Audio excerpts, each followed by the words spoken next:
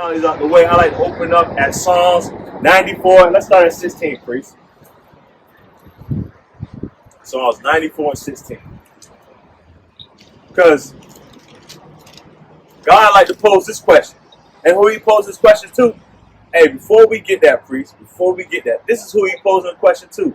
Get that in Proverbs 8 and 4. Read that, let's go back. Proverbs chapter 8, verse 4. Bring this out. Unto you, O men, I call. According to the Bible calls out. And it calls out to the men. The men first. Why? Because who leads Israel? God put that in the hands of the men of Israel. Continue on, priest. And my voice is to the sons of man. And his voice are to the sons of man. So, again, Psalms 94:16 now. Psalm 94, verse 16. Who will rise up for me against the evildoers? Which individual among Israel that come out of one of these tribes are going to stand up for God? And he's posing that question to the men as well as the sisters. Like right here, hey sister, do y'all believe in the Bible? Nope. They don't believe. Hey, read that from the top again. Psalm 94, verse 16. Who will rise up for me against the evildoers? And that's cap that you say you believe. Because if you believe, you be doing what the Bible says. Right.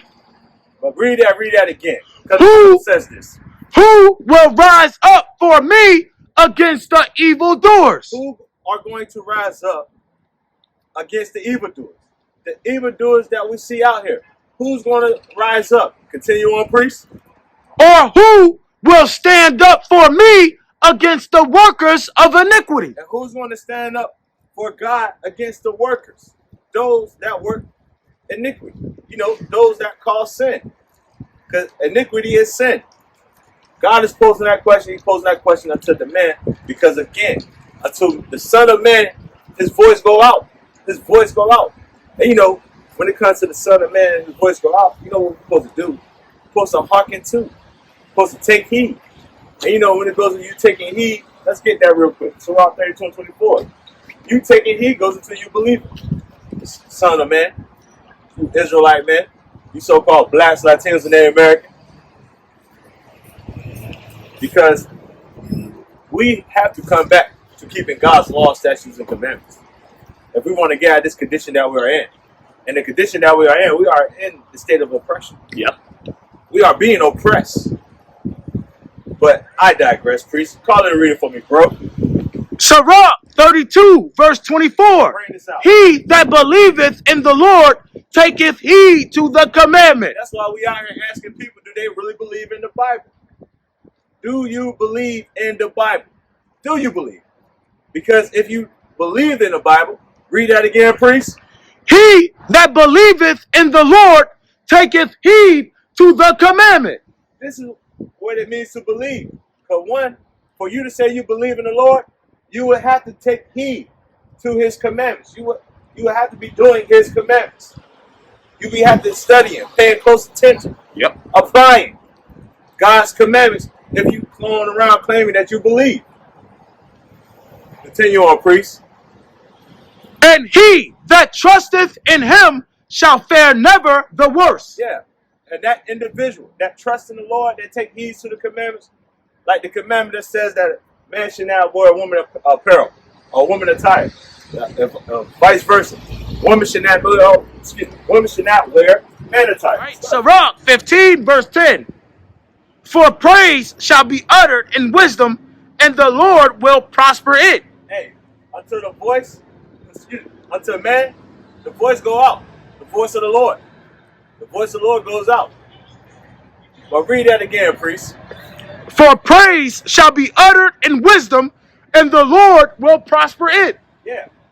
Because when you hear God's voice, what that voice leads to and points to is that wisdom.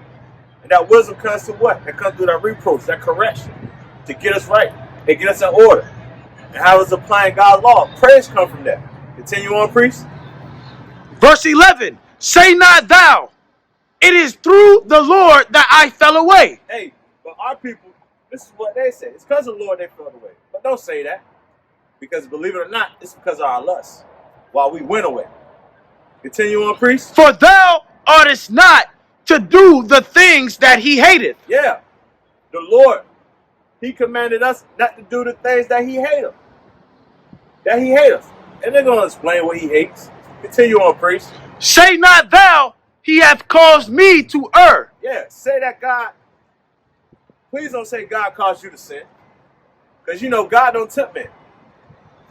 Continue on, priest. For he hath no need of the sinful man. Yeah. That's why he don't tempt man, because he know there's no good that comes from a sinful man. Nothing good comes from a sinful person. Nothing. Not a zilch.